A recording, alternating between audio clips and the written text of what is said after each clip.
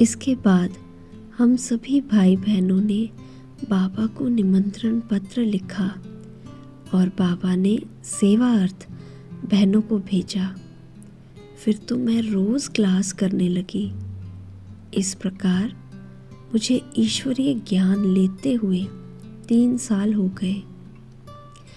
मुझ में बहुत परिवर्तन आता गया और परिवार वाले देखने लगे कि ये हर प्रकार से बदलती जा रही है और कभी भी घर छोड़कर चली जाएगी।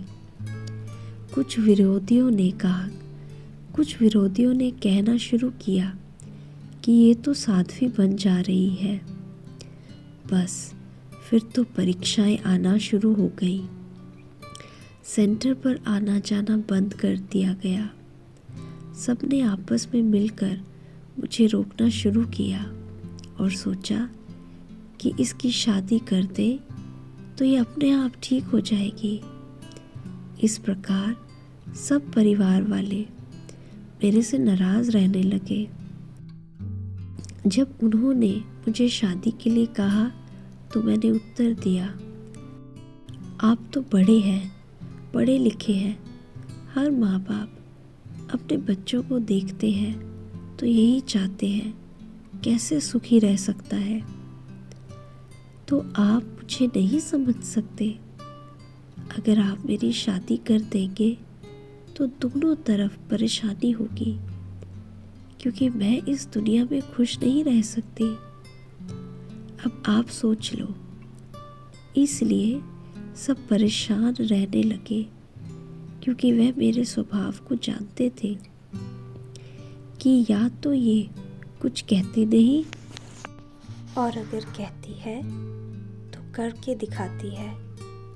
इसलिए एक तरफ वह लोग मुझे समझाते और दूसरी तरफ कहीं से मंत्र जादू करवा कर लाते। कभी मेरे खाने पीने में विभूति मिलाते ताकि खाते ही बुद्धि पलट जाए। लेकिन मेरा भी साथी शिव बाबा था। बाबा पहले से ही मुझे प्रेरणा दे देते थे कि तेरे साथ ऐसे होने वाला है। दिव्य बुद्धि में ही बाबा कहते, बच्ची सावधान रहना। मुझे पहले से ही पता चल जाता था, तो वह कुछ नहीं खाती थी। इस प्रकार बाबा से मुझे मदद मिलती रहती थी और मैं बच जाती थी। एक बार सारी माताएं मधुबन बाबा से मिलने जा रही थी, तो मैंने भी निश्चय किया कि मुझे बाबा से मिलने जरूर जाना है। जबकि परिवार वाले नाराज थे, बंधन भी डालते थे, तो मुझे कैसे जाने देंगे। जाना भी है, लेकिन झूठ बोल करके नहीं जाना है। जाना भी छुट्टी लेकर है। क्या करे, भाई से छुट्टी मांगूंगी तो नहीं देगा, मना कर देगा। फिर मैंने 3 दिन लगातार रात दिन बैठकर योग तपस्या की और बाबा से योग में कहा कि बाबा, मैं अपने बड़े भाई से छुट्टी मांगूं तो वह मना ना करते।